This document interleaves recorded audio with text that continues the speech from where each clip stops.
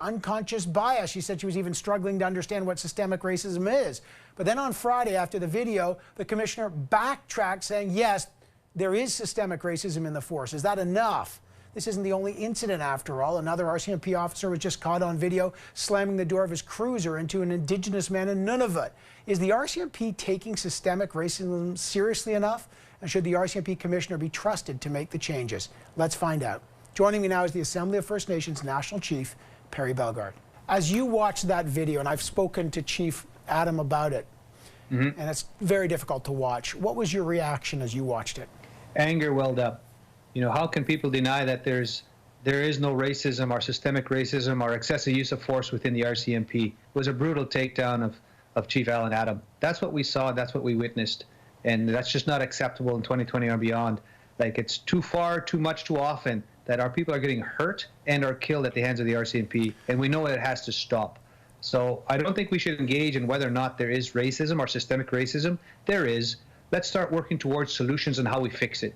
Let me just go back, because you know that dash cam video emerged, but the RCMP had already seen that video and they determined that the officers acted appropriately. So they were able to see that same video that you saw, that I saw, that millions of Canadians have seen, and they said it was okay. That was a justifiable use of force. Now that's going to be re-examined. What do you make of the fact that you know that the RCMP had first given those officers a pass? Again, another example of systemic racism within the RCMP in terms of policies and process. If that was their initial finding, we know it's flawed, we know it's wrong, and things have to change. And if you want to fix systemic racism, you need to start looking at systemic change. And that begins right at the top. You know, that's what has to happen, systemic change. If that's what they first found, that they gave them a pass, totally unacceptable. That second RCMP individual that came in flying. There was no de-escalation. There was no trying to keep things at peace. There was a straight attack. Totally not acceptable. The RCMP serves 600 Indigenous communities. Do they, in your feedback, it's not a monolith, I know, but is the trust with the RCMP broken? The trust has been broken with all police forces, you know, not only the RCMP, OPP, the SQ in Quebec. You know, these police forces, these men and women, are sworn to uphold and serve and protect all people, including First Nations people. But it's difficult to trust people, you know, especially when the RCMP were the ones to pick up our kids to go into the residential schools. It's hard to, how do you trust people when you see that video, that violent takedown of Chief Alan Adam? How do you trust? It's very difficult. And so we need to start working together as soon as possible to fix a system that's broken. And systemic racism needs systemic change. And it starts from the very, very top. And start looking at policies and procedures to end this violence. Excessive use of force, it's clear, it's there. We've got to work together to fix it. And that's what we've got to put our energies and focus our attention on going forward. Everything from body cams, everything from better screening of RCMP members to get rid of racist views, getting more First Nations people into positions of authority as commanding officers, getting more independent advisory boards of civilians with First Nations people on it. There's so many things that can be looked at. We've got to start that process now.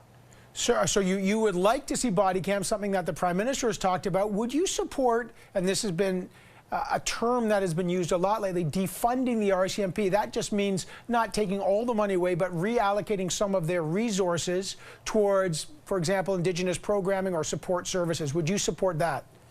That's one of the solutions. That's all. Like, you're not going to have one silver bullet on how to fix this. Everything under the sun should be looked at. Look at all options. Look at all recommendations. Look at all systems.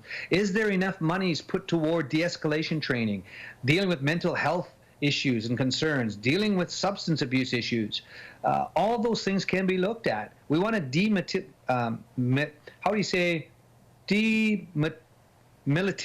the police. I think I'm saying it demilitarize the police. Yeah, and just start dealing with community policing.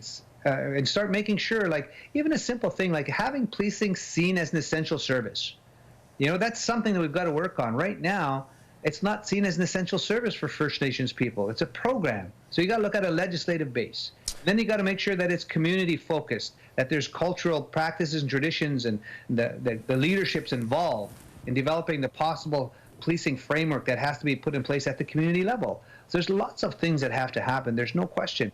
It's just that in 2020, again, I'm going to keep stressing, it's not acceptable to see that excessive use of force within a police force that is sworn to protect and serve people, including First Nations people. Last thing before I let you go, I had that conversation with Chief Adam myself. It was very powerful. Then I saw the dash cam video, and it was shocking, to say the least. What do you think needs to happen in that particular case now in order for people to believe real change is possible? What would your message be to the Commissioner?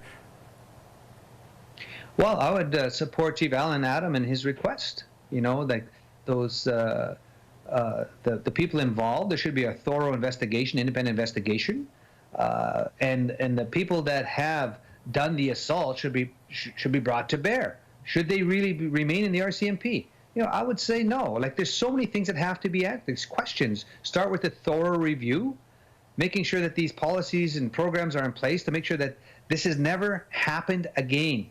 This can never happen again, this excessive use of force. So how do we ensure that going forward? You know, I don't believe the RCMP members involved should get a pass on this one.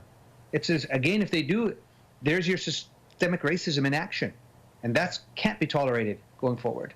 National Chief Bellegarde, a powerful statement. I appreciate your time this morning. Thank you, sir. Thanks for the opportunity.